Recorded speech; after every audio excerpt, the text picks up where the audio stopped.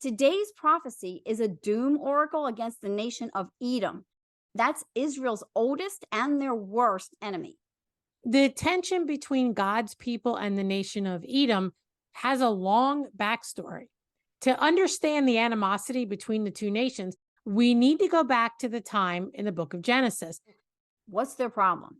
Well, I think it's pretty clear from that passage that their biggest sin, I'm sure they had many, but their biggest issue was pride. Pride was Satan's problem. According to Ezekiel 28, which is a pronouncement of judgment against Tyre that most people believe is talking about Satan, Satan wanted to be God. Pride was Adam and Eve's problem. They didn't want to humble themselves and submit to God. They wanted to be their own bosses.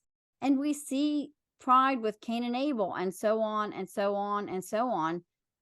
And Rose, I heard Kevin DeYoung say this, and I think it's a very good question to ask. Why don't we as Christians think of pride as the absolute worst sin?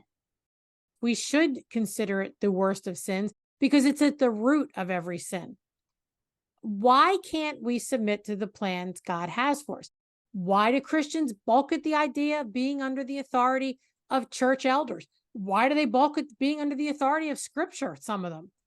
Why do women detest the idea of submitting to their husbands, even if their husbands are godly men?